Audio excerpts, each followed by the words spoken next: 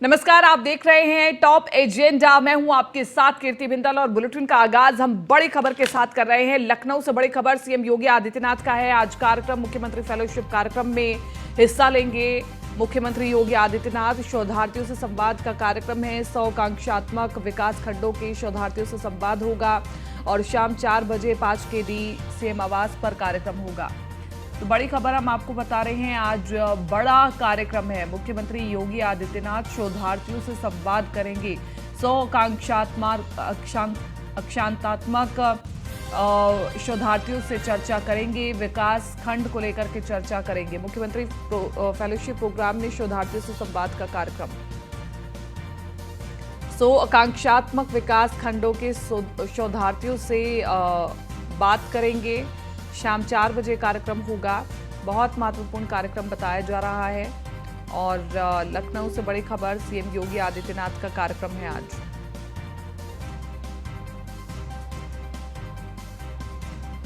मुख्यमंत्री fellowship programme में शोधार्थियों से संवाद का कार्यक्रम। 100 आकांक्षात्मक विकास खंडों के शोधार्थियों से संवाद होगा। शाम 4 बजे 5 KD आवास पर कार्यक्रम होगा।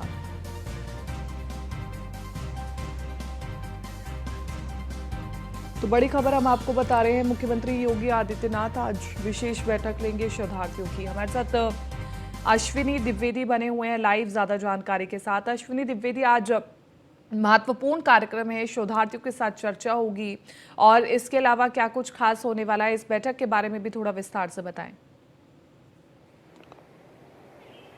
बिल्कुल, मुख्यमंत्री योगी आदित्यनाथ आज जो मुख्यमंत्री फेलोशिप योजना है उसके तहत जो छात्र चयनित हुए थे उनसे मुलाकात करेंगे, उनसे चर्चा करेंगे। आपको बता दें कुछ दिन पहले मुख्यमंत्री फेलोशिप योजना लॉन्च की गई थी, जिसके तहत जो PhD छात्र या रिसर्च कर रहे छात्र हैं उनको इसमें चयनित होना था। इसके तहत जो 34 जिले हैं जो जहाँ पर आकांक्षाएं ज्यादा है, महत्वाकांक्षाएं ज्यादा है, उन जिलों के 100 जो विकास खंड है वहां पर बाकायदा इन छात्रों की नियुक्ति होगी। इन छात्रों की नियुक्ति के दौरान ये रिसर्च करेंगे, देखेंगे कि उस क्षेत्र के लिए भौगोलिक स्थिति क्या है, उस क्षेत्र के लिए विकास के लिए क्या कुछ बेहतर किया जा सकता। इसके लिए सरकार की तरफ से इनको जो है 30,000 रुपए महीना दिया जाएगा, सैलरी दी जाएगी। साथ ही साथ 10,000 रुपए इनका टूर दिया जाएगा जो भ्रमण करेंगे उसके लिए। इसके अलावा 15,000 रुपए इन छात्रों को जो है टेबलेट की दिया जाएगा। आपको बता दें जब ये फेलोशिप योजना लॉन्च हुई थी उसमें 26,600 से ज्यादा छात्रों ने, अभ्यर्थियों ने अपना जो प्रतिभाग लिया था, जिसमें से 400 अभ्यर्थी अंतिम जो साक्षात्कार के लिए चयनित हुए थे और 400 छात्रों में अंतिम जो चयन हुआ वो 100 छात्रों का हुआ। आज वही 100 छात्र मुख्यमंत्री योगी आदित्यनाथ से मुलाकात करेंगे और संवाद करेंगे। मुख्यमंत्री योगी आदित्यनाथ उनसे पूछेंगे कि क्या संभावनाएं अभी ग्रामीण क्षेत्रों में है, क्योंकि मुख्यमंत्री योगी आदित्यनाथ यूपी सरकार का फोकस सबसे ज्यादा ग्रामीण क्षेत्रों पर। ग्रामीण क्षेत्रों को शहरी क्षेत्रों को समानता के साथ खड़ा किया जाए, जिससे आने वाले समय जो हो दोनों कंधे से कंधा मिला सकें और कहीं ना कहीं ये जब कंधा मिलाएंगे तो कहीं ना कहीं उत्तर प्रदेश सरकार की जो ग्रोथ है, उत्तर प्रदेश की जो ग्रोथ है उसको कोई रोक नहीं सकता और कहीं ना कहीं उसी के चलते, उसी के क्रम में ये कदम रखा गया है।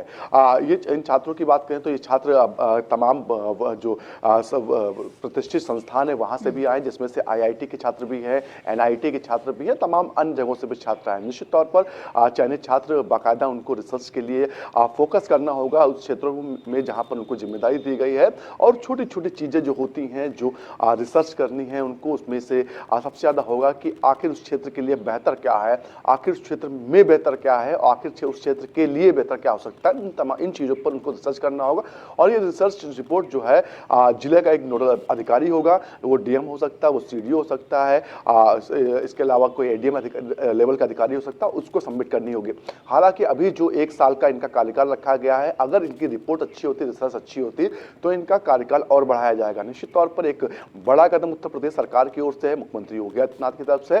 और आज इन्हीं छात्रों के साथ शाम 4 बजे मुख्यमंत्री आवास 5 KD पर मुलाकात होगी। जी बिल्कुल अश्विनी, बहुत महत्वपूर्ण कार्यक्रम है। ठीक है, शुक्रिया तमाम इस जानकारी के लिए और बातचीत के लिए। इसी के साथ साथ आगे बढ़ रहे हैं, बात करें अगली महत्वपूर्ण खबर की। डिप्टी सीएम केशव प्रसाद मौर्य का आज दौरा है प्रयागराज और वाराणसी का। प्रयागराज और वाराणसी जाएंगे केशव प्रसाद मौर्य। इसी के साथ साथ आपको बताते चले, महत्वपूर्ण कार्यक्रम बताया जा रहा है। दोनों जिलों में कई कार्यक्रमों में शामिल होंगे डिप्टी सीएम केशव प्रसाद मौर्य। तो डिप्टी सीएम केशव प्रसाद मौर्य आज प्रयागराज और वाराणसी जाएंगे। दोनों जिलों में कई कार्यक्रमों में शामिल होंगे। डिप्टी सीएम केशव प्रसाद मौर्य का महत्वपूर्ण कार्यक्रम है आज वाराणसी और प्रयागराज में। तो क्या कार्यक्रम रहने वाले हैं, कितनी तैयारियां हैं, डिप्टी सीएम कब तक वहां पर रहेंगे, तमाम चीजों के बारे में हम जानकारी लेंगे।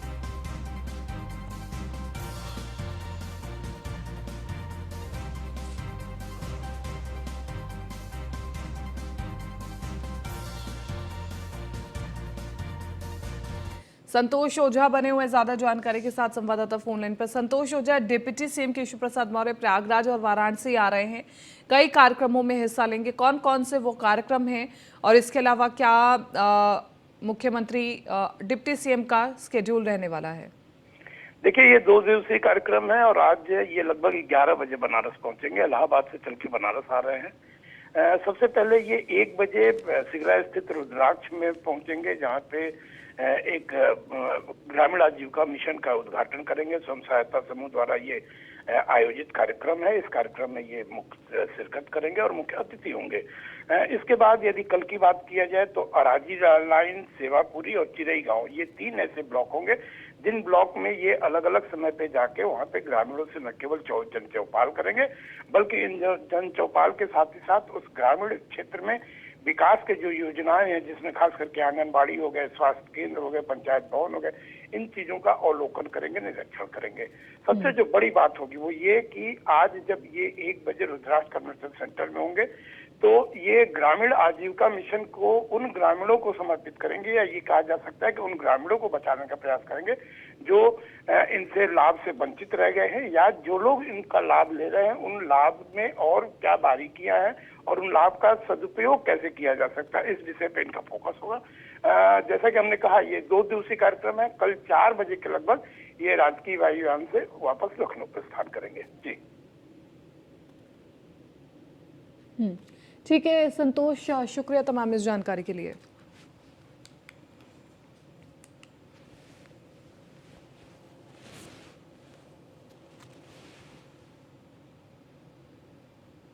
बरेली से अगली खबर आपको बता दें, रोहेलखंड विश्वविद्यालय का 20वां दीक्षांत समारोह है आज और राज्यपाल आनंदीबेन पटेल होंगे कार्यक्रम की मुख्य अतिथि। अटल सभागार में कार्यक्रम का आयोजन होगा। तो बड़ी खबर हम आपको बता रहे हैं, आज रोहेलखंड विश्वविद्यालय का 20वां दीक्षांत समारोह है। भव्य कार्यक्रम रखा गया है। राज्यपाल आनंदीबेन पटेल इस कार्यक्रम में पहुंचेंगी और इसी के साथ साथ अटल सभागार में इस कार्यक्रम का आयोजन किया जा रहा है। जो छात्र छात्रवृत्ति लेकर के जा रहे हैं, आगे बढ़ रहे हैं, उनकी हौसला अफजाई की जाएगी और इसी के साथ साथ बेहतर भविष्य की शुभकामनाएं दी जाएंगी। क्या कुछ खास इस कार्यक्रम में होगा, ये भी जानने की कोशिश करेंगे। लेकिन 20वां दीक्षांत समारोह है तो ग्रैंड कार्यक्रम होगा और ग्रैंड इवेंट होगा, इसलिए राज्यपाल आनंदीबेन पटेल पहुंच रही हैं। तो बरेली से बड़ी खबर, रोहेलखंड विश्वविद्यालय का 10वां दीक्षांत समारोह और अटल सभागार में कार्यक्रम का आयोजन होगा। राज्यपाल आनंदीबेन पटेल इस कार्यक्रम में पहुंचेंगी और तमाम वो तस्वीरें हम आपको दिखाने की कोशिश भी करेंगे जब राज्यपाल आनंदीबेन पटेल दीक्षांत समारोह में पहुंच जाएंगी और कार्यक्रम आगे की ओर बढ़ेगा। लेकिन राज्यपाल आनंदीबेन पटेल के अलावा और कौन इस समारोह में शामिल होने वाला है, ये भी महत्वपूर्ण है। तो बड़ी खबर आपको बता रहे हैं।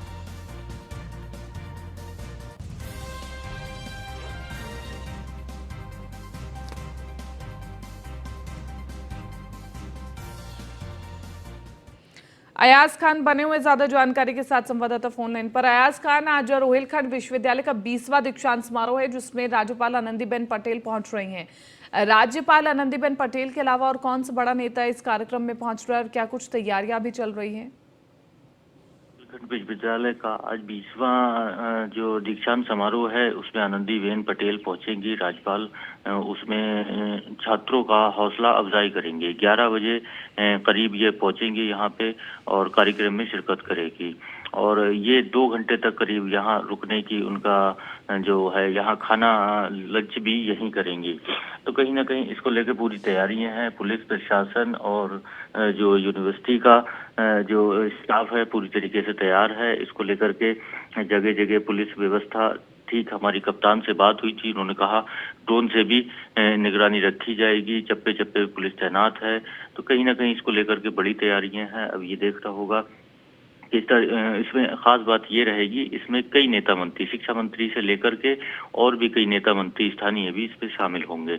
और इसमें जो छात्र हैं उसमें कुछ रंगारंग कार्यक्रम भी करेंगे, जिसको लेकर के उसमें एक अहम बात ये रहेगी, अब ये देखना होगा किस तरीके का संबोधित करेंगी बच्चों को, किस तरीके से प्रेरित करेंगी आगे के लिए। छात्रवृत्ति हैं मिल रही हैं बच्चों को, सरकार बहुत फायदा करा रही है, कहीं ना कहीं उसको लेकर के अब ये देखना होगा किस तरीके की आगे की क्या क्या होगा उसमें।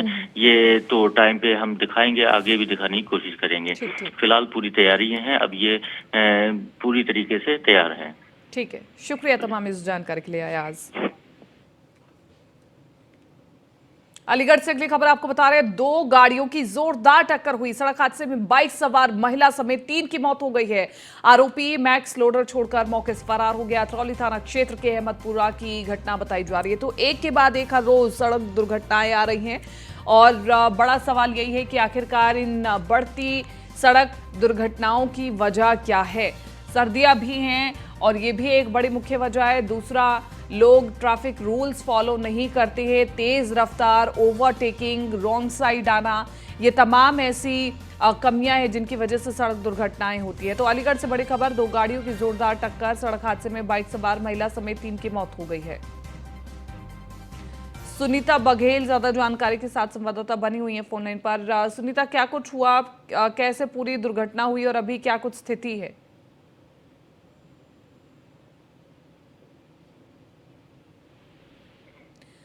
सुनीता, आवाज मिल पा रही है आपको मेरी?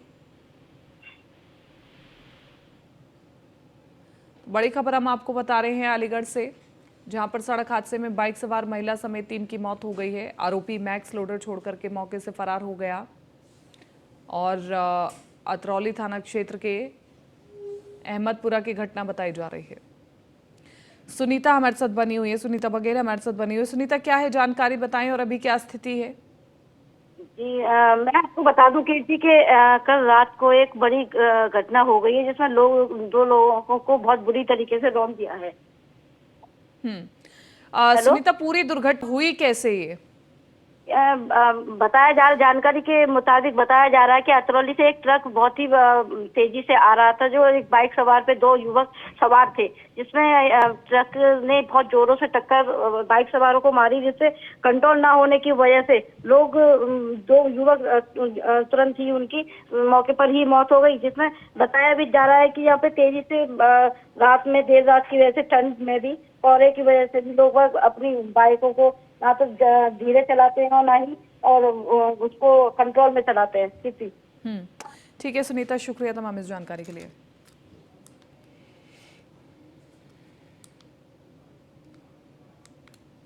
विदेशी निवेशकों के बाद अब नंबर है घरेलू निवेशकों का, और अब घरेलू निवेशकों को साधेगी टीम योगी। 5 से 23 जनवरी तक देश के 7 शहरों में रोड शो होगा। 5 जनवरी को मुंबई में रोड शो करेंगे सीएम योगी। मुंबई में भारतीय उद्योग जगत को यूपी का आमंत्रण देंगे सीएम योगी। टाटा, रिलायंस, महिंद्रा, गोदरेज, बिरला के साथ तमाम नामी हस्तियां शामिल होंगी। दिल्ली, बेंगलुरु, कोलकाता और चेन्नई, अहमदाबाद और हैदराबाद में होगा इन्वेस्टर समिट रोड शो। 10 से 12 फरवरी को प्रस्तावित है यूपी GIS। 23 जनवरी को होगा आखिरी रोड शो। रोड शो को सफल बनाने के लिए अभी से तैयारियां शुरू कर दी गई है। GIS 23 इस बार बहुत महत्वपूर्ण है और ग्लोबल इन्वेस्टर समिट को लेकर के तमाम तैयारियां की जा रही हैं। 5 जनवरी को मुंबई रोड शो में सीएम योगी हिस्सा लेंगे। अब घरेलू निवेशकों पर नजर।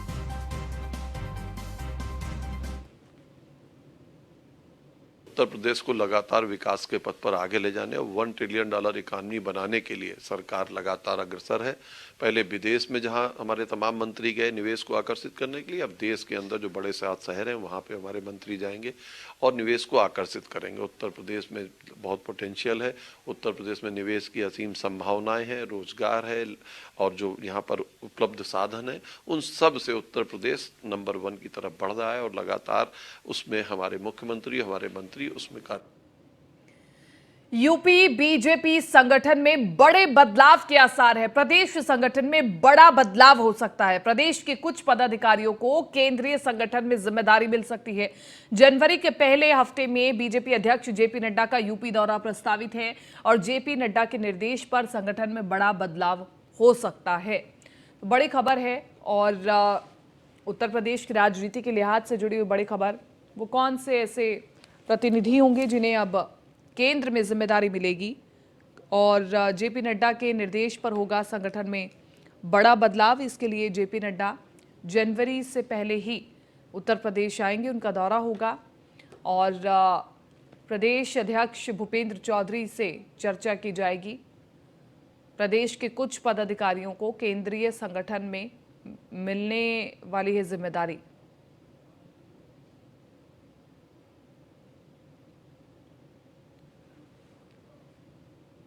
तीस दिसंबर यानी कि कल बीएसपी की बड़ी बैठक होने वाली है और बैठक में सभी नेताओं और कोऑर्डिनेटरों को मौजूद रहने के लिए निर्देश दिया गया। बीएसपी सुप्रीमो की अध्यक्षता में बैठक होने वाली है। निकाय चुनाव को लेकर पार्टी की गतिविधियों पर चर्चा की जाएगी। आगामी लोकसभा चुनाव को लेकर भी बैठक में मंथन होगा। तो बीएसपी सुप्रीमो मायावती भी अब एक्टिव नजर आ रही हैं, क्योंकि बार बार सवाल उठ रहे थे कि समाजवादी पार्टी और बीजेपी ही दिखाई देती है, लेकिन अब बीएसपी एक बार फिर से उठ खड़ी हुई है और अगले लोकसभा चुनाव को लेकर के बैठक होने जा रही है, जिसकी अध्यक्षता बसपा सुप्रीमो मायावती कर रही हैं। 30 दिसंबर को बीएसपी की बड़ी बैठक होने वाली है। इस बैठक से जुड़े कई महत्वपूर्ण पहलू, कई महत्वपूर्ण बिंदु हम आप तक पहुंचाएंगे कि बैठक किस लिए ज़रूरी, बीएसपी के लिए किस लिहाज से ज़रूरी और कौन कौन से वो क्षेत्र हैं जो एक बार फिर से बीएसपी दोबारा पाना चाहेगी।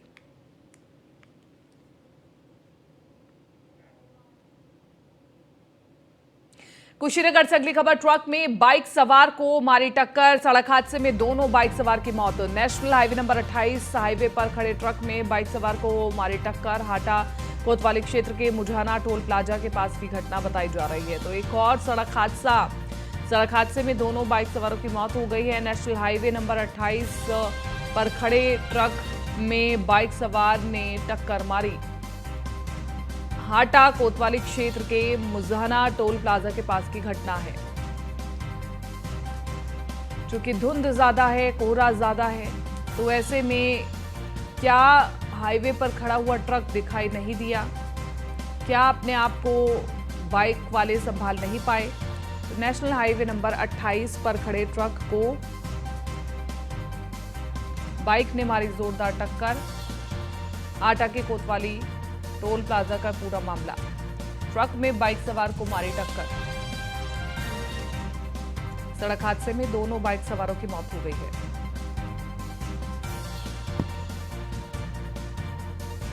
नेशनल हाईवे नंबर पर 28 पर खड़े ट्रक में बाइक सवार को मारी टक्कर।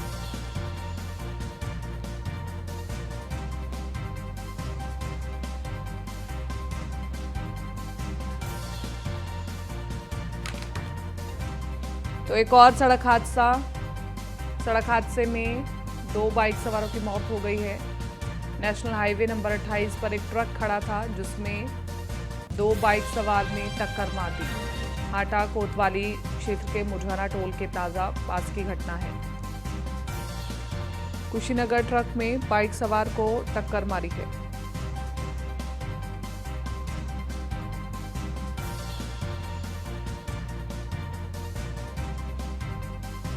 तो सड़क दुर्घटनाएं एक बार फिर से बढ़ रही हैं।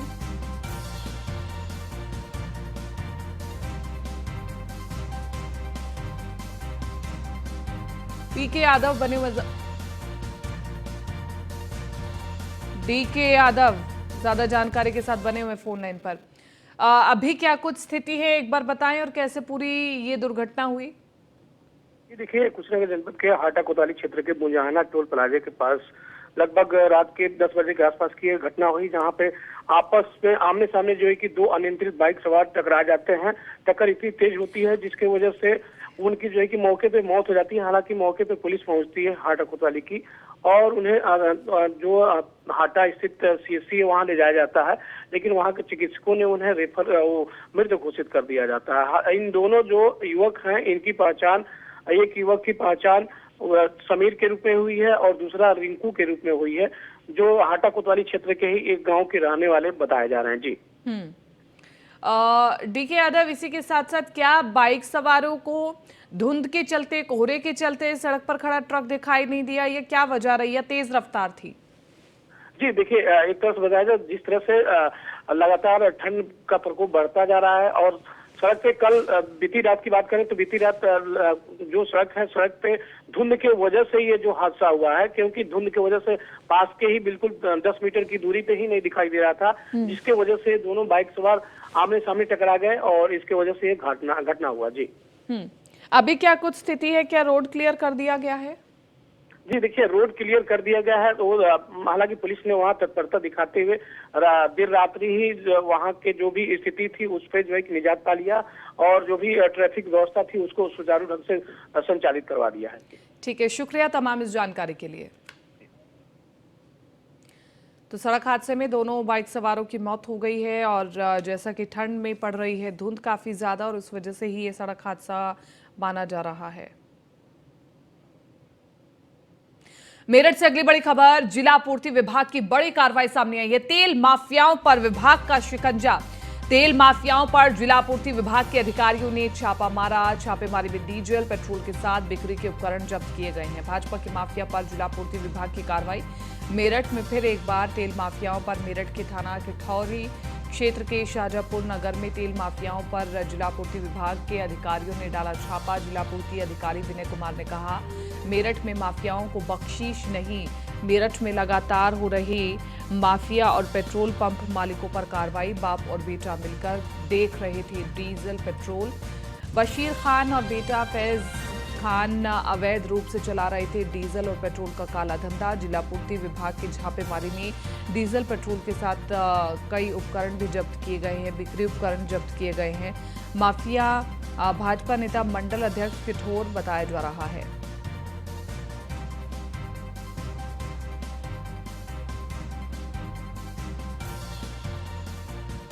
बड़ी खबर आपको बता रहे हैं, तेल माफियाओं पर विभाग का बड़ा शिकंजा। तेल माफियाओं पर जिला आपूर्ति विभाग के अधिकारियों ने छापा मारा है।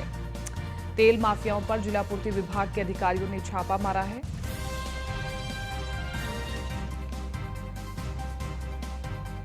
मेरठ में लगातार पिछले 5 महीने से छापेमारी चल रही है, खासकर से अवैध डीजल पेट्रोल बेचने वालों के खिलाफ।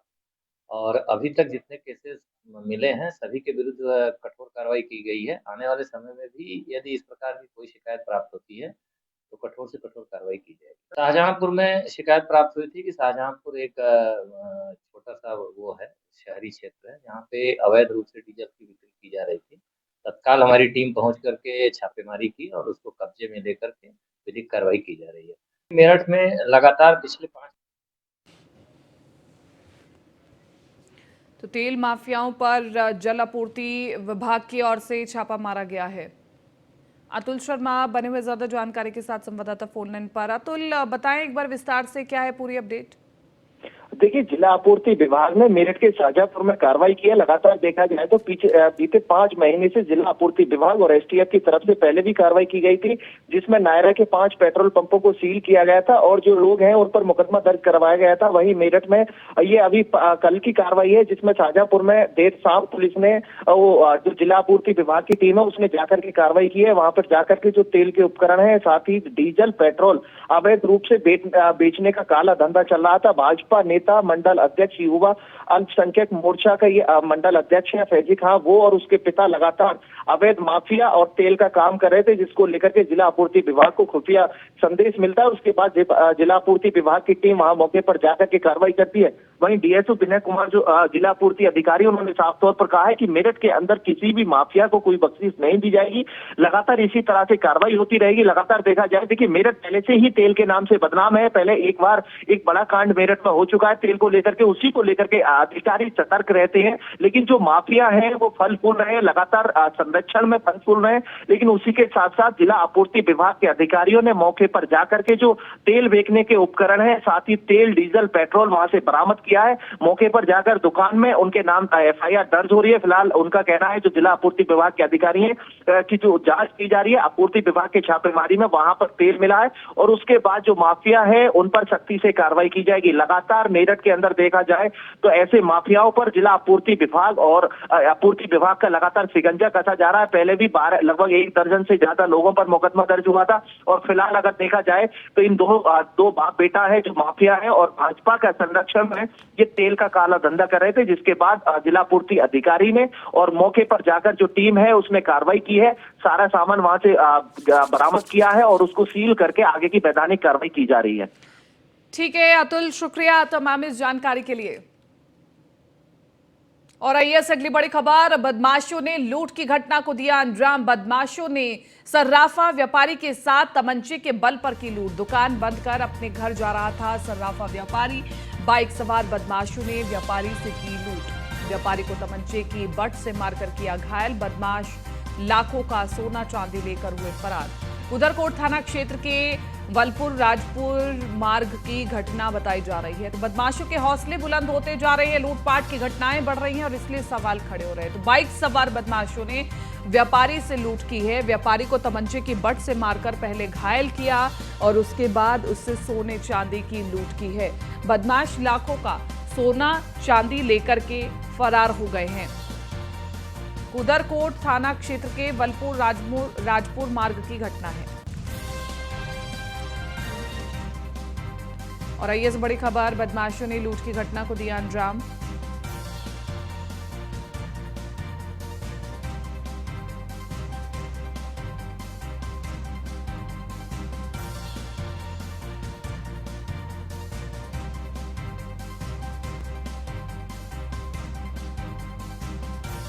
तो बड़ी खबर हम आपको बता रहे हैं, व्यापारी को तमंचे की बट से मारकर के किया गया घायल।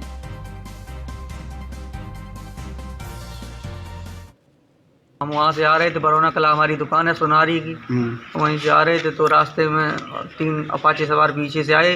जल्दी से एकदम बोले गाड़ी रोक दो। तो हमने कहा क्यों रोकें गाड़ी?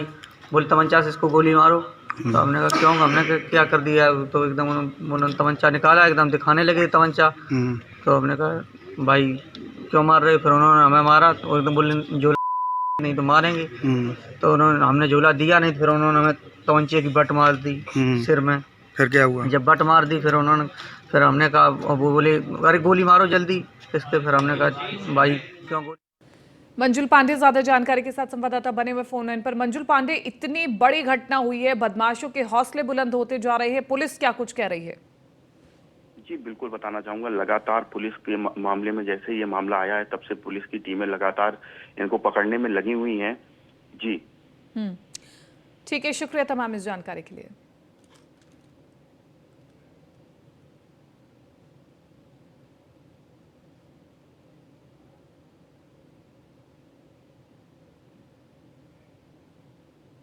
ट्विटर डाउन हो गया है, ये बड़ी खबर आपको बता रहे हैं। यूजर्स को साइन इन करने में दिक्कत हो रही है, परेशानी हो रही है। तो अभी जिन लोगों का ट्विटर नहीं चल रहा है उनके लिए बड़ी खबर है कि ट्विटर डाउन हो गया है। ट्विटर अभी काम नहीं कर रहा है और कुछ ही देर में टेक्निकल टीम अगर इस पर कार्य करेंगे तो चल जाएगा। फिलहाल टॉप एजेंडा में मेरे साथ इतना ही। आप बने रहिए न्यूज़ 1 इंडिया के साथ।